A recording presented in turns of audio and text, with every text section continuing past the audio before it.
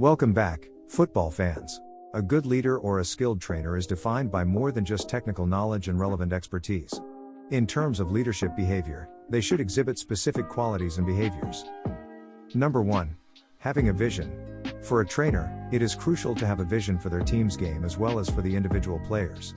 Concrete goals can be derived from this vision. Daily work should be driven by a collective goal that everyone works towards, one that they are passionate about and willing to give their all for through their own initiative. A trainer should be able to inspire their players and share their emotions. A prerequisite for this is a complete identification with and total enthusiasm for their own actions. Number 2. Handling pressure. Trainers are constantly caught between internal expectations and external criticism. As such, a top trainer, like any good leader, needs a mature personality and inner strength to handle this pressure. Only this way can pressure be absorbed, and it must not be transferred to players or the coaching staff. Number 3. Nurturing players. Some trainers tend to keep their players small and attribute their successes to themselves. However, this behavior results in players feeling undervalued and losing motivation. A leadership style that aims for optimal player development involves granting players certain freedoms, assigning responsibilities, challenging, nurturing, and acknowledging their performance. This approach allows each individual to grow both as a player and personally. Just like in any developmental process, mistakes will happen. It's normal, but one should always strive not to repeat them. If something goes wrong, a good leader is required to stand by their team. Number 4. Discipline. The path to a common goal can be long and demanding. Nonetheless, it's important to consistently pursue plans and goals and not lose motivation due to setbacks.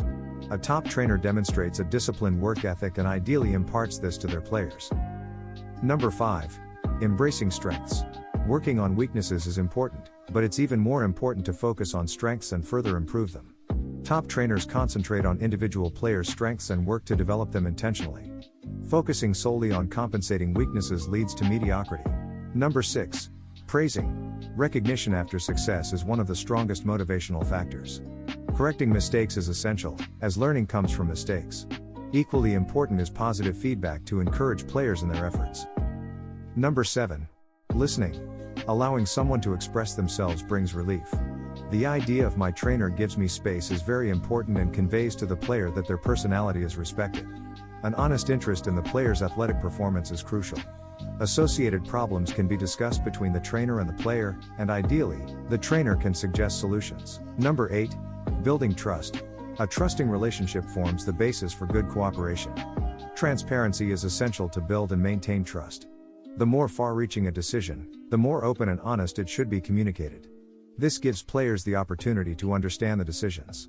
Trust also requires consistency in actions. Once a decision is made, it should not be changed later. Additionally, players should be given room for mistakes and supported in their correction. Number 9. Admitting mistakes. Even a trainer can make mistakes. A healthy level of self-reflection is essential for personal development. Trainers who occasionally step back and admit mistakes gain respect from their players. Number 10. Setting boundaries. A top trainer needs assertiveness, straightforwardness, and a certain level of firmness. These qualities are especially important for decisions like lineups, squad selections, contract terminations, etc. As a leader, one cannot avoid making unpopular decisions. That's inherent to the role. In football, not the entire squad can play on match day. Like in any team, certain combinations might not work together, and it's better for both the player and the club to part ways. Such matters need to be communicated and, most importantly, moderated. However, everything must always take place in an appropriate and humane manner. Number 11. Being fair. This requires sensitivity and awareness of the players. Treating all players equally is impossible, as each person has an individual personality, strengths, and weaknesses. A top trainer leads in a people-centered manner and must recognize what each individual needs. This is by no means synonymous with injustice. Number 12. Understanding one's role. Those who lead other people must be aware of the psychological responsibility. A top trainer should constantly remember that they act in a certain way as a surrogate father or mother to the players and thus occupy a very significant role in their lives, both within and beyond sports. As we wrap up this video, let's remember that being a remarkable leader or coach is a journey of continuous growth and learning.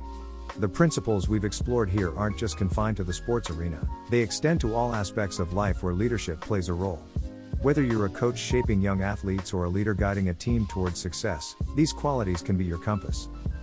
So, as you step onto the field of leadership, may your vision be clear, your resolve unshakable, and your impact lasting. Embrace the challenges, celebrate the victories, and above all, inspire others to become the best versions of themselves.